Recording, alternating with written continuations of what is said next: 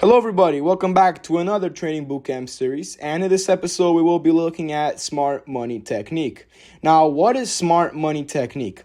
First, before we look into this and to what is smart money technique, we got to learn two things. We got to learn correlated pairs. So you have NASDAQ and S&P.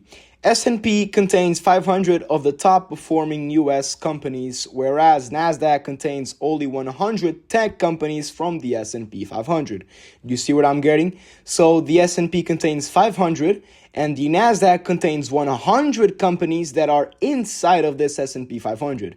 What do I mean by this? So when NASDAQ goes up, S&P goes up as well. When NASDAQ goes down, S&P goes down as well. Why is that? Because, as I mentioned, and I will mention one more time, NASDAQ has 100 top performing tech companies that are inside of here. And S&P has 100 companies that are inside of here. So you can see what I'm getting. So these are two correlated pairs. Now, there's a moment when these pairs are not correlated.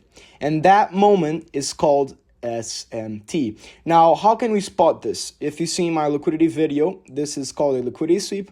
And basically, SMT divergence means that when a pair diverges from one another, that's basically what it's it. Now, how can you spot that divergence? You can actually spot that, for example, on NASDAQ. It can be either on NASDAQ or S&P. You gotta stay focused. Oh yeah, and one more thing. This is futures.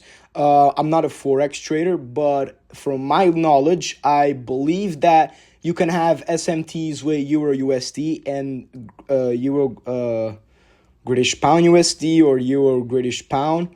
Great British pounds, but I'm not sure. It's one of those two. You got to check it out because I'm not a forex trader. This is for futures, and SMTs often apply to these two because they're the most famous. Now, as I mentioned, NASDAQ, we can see right here. NASDAQ swept this low and then impulse back up. But now ES, this is called ES. We call NASDAQ NQ and S&P 500 ES just to make things simpler. But I'm just going to say binary names because they're here, so it doesn't confuse you at all. So NASDAQ sweeps the liquidity, sweeps this low, creates the SMT. Why does it create the SMT? Because NASDAQ swept this low, whereas ES or S&P did not sweep this low. Because if this happened, let me take this out. If this happened, this was not an SMT. So if NASDAQ swept the low and S&P also swept the low, the pairs were correlated. There was not a divergence from one another. Now, when one pair does sweep a liquidity and the other doesn't, it's called SMT divergence, smart money technique divergence. Why is this important? This is very, very important as a confirmation, I will repeat this because I see a lot of traders just entering off of these SMT, off of these reactions. And although they are very, very strong, you should not be taking trades just purely based on the SMT because, as I mentioned, although it's a strong confirmation, it is still a confirmation. It's not, you don't base your strategy off of the SMT, I mean, if you have a special strategy that involves the SMT, then good for you. But I just use it as a confirmation, as a little more confidence for my trading setup. Now, why is the SMT important, you may ask? Well, the SMT is very, very important because we can tell that one pair is failing. What does that mean? So, for example, here on NASDAQ, we swept the low, and on ES, on S&P, we did not sweep this low. This means that ES or S&P is diverging from NASDAQ, which could mean that the reversal could be even stronger. What do I mean by this? Because as you can see right here, this move, let me actually show you. This whole down move can be a pullback or a manipulation depending on what you're trading and what you're calling it. But this can be our pullback or manipulation to the liquidity level. Now, here on S&P, we have the same manipulation because they're correlated. Once one goes down, the other has to go too. But here, the impulse on NASDAQ was way, way stronger than the impulse on S&P because the NASDAQ swept the low while S&P did not sweep this low. Therefore, you're creating this high resistance liquidity and this high internal resistance liquidity that you can take as your stop loss as you enter off of your normal reactions. Right? So let's recap a little bit. So you have one pair sweeps the liquidity, one does not sweep the liquidity. They are both diverging from one another. They are not being correlated in that time. And then you reverse and you can enter normally off of a change, for example, of a change in state delivery. And now this is very important. Where do you enter based on this and when do you put your stop loss? Now, preferably, you want to have this type of SMT because this type of SMT gives you a better risk to reward. Now, what do I mean by this? Because once you have this change right here, you can enter normally, for example. I don't want you to take any conclusions. This is just an example. So you enter off of the change, and instead of putting your stop loss at this low, you put your stop loss right here at this low. Why do you put it at this low and not this one? Because this low actually signifies that it failed to sweep. But during this pullback, during this creation of this low, one pair did sweep. Therefore, you can confirm that new engineered liquidity entered on one pair, but on one it didn't. Therefore, this can be your internal high resistance liquidity, whereas right here, this can be your external high resistance liquidity. Now, you cannot do this. For example, if you want to enter on NASDAQ, you cannot put the same stop loss as on the S&P, just because that's not how it works. This is going to be a lot of levels of internal liquidity. That price could just come back, pull back, manipulate, sweep all of this internal liquidity, then go back up, because this is very strong but still needs some confluences to be traded with. Therefore, yeah, that's basically what happens. So yeah, pretty simple, basic SMT divergence. And I will mention again, not a Forex trader. If you can use future strategies into Forex, but the pairs that actually do diverge sometimes that are correlated, most of the times with one another. I don't know in the back of my mind, but if you go search it up, it will show. So let's see an example right here. So as you can see right here, we are on the US 100. US 100 can stand for NASDAQ. It's the same thing. Why? Because as I mentioned in the intro, in the first part of the video, I mentioned that NASDAQ contains 100 companies from S&P 500. Therefore, US 100 companies. Now you can see right here on NASDAQ, price created this low, right?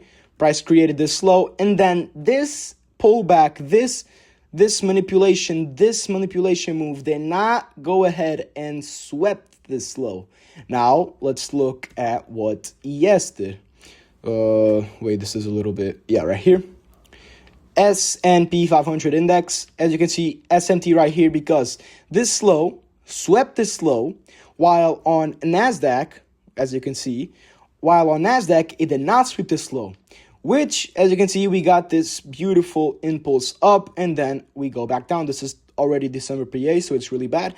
And as I mentioned, you should not be taking trades just from this, because I will mention one more time, because I feel like traders just don't listen because they think that they rule the markets. This is a confirmation.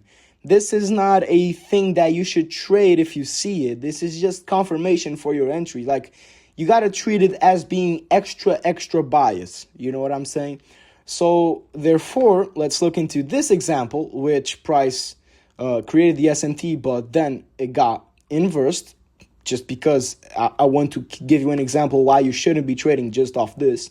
So you got the SMT right here on NASDAQ. You have high, and then this high got swept and created this other high. So you got high, liquidity sweep, and then this becomes your HRL. What does HRL stands for? High resistance liquidity. Right, now let's go on ES. Right here, ES futures, we have right here, they not sweep this high. Therefore, this is going to be our high, and this is going to be our failed high, or just high resistance, low resistance liquidity high, basically. LRL high. That's basically what's it. SMTs create good moves and they still drive price, but you shouldn't be trading just purely off this. Now, how can you spot the SMT is, as I said, but I will recap some things. On one is an SMT. So, for example, you have on one pair on S&P 500, you sweep for. Let me give you this example so it's a little bit more clear. So you have in one pair you have a low, and then this low got broken by this low, creating this a liquidity sweep. Liquidity sweeps are very important because they renew, basically they let the market get new liquidity into the markets, therefore moving the markets even more. And once you have the SMT as well, you can know that one pair is failing, therefore they have to correlate again. So the SMT, more in depth, it just means that one pair is failing from one another. And since they are very correlated pairs, because although the S&P is 500, NASDAQ is 100, if you go check the composition of S&P, the top 100 companies that are basically what moves the markets. So S&P, although they are 500 companies, the top 100 companies are what basically drives the S&P. The other ones are just filler companies, if you know what I'm saying.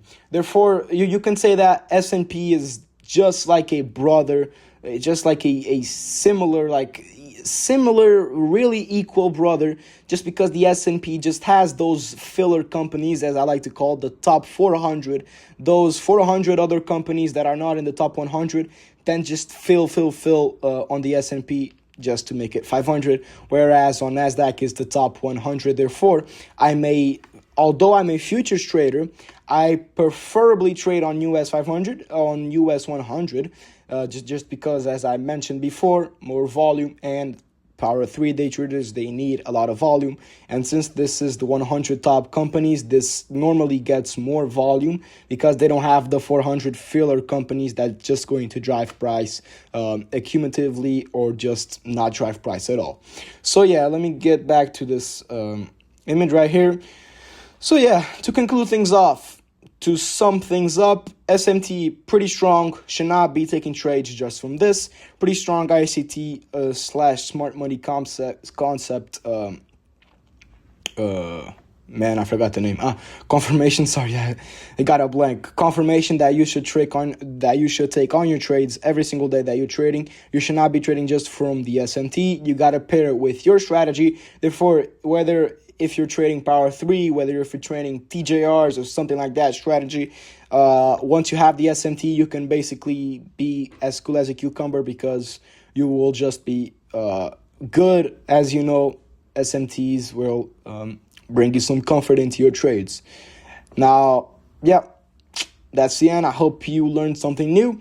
If you need to what do you want to learn next, just drop down in the comments. I have all of my things planned, but if you want to learn something yourself, you can just drop down in the comments and I can try to help you out. And yeah, go follow my Instagram, and God bless you, man.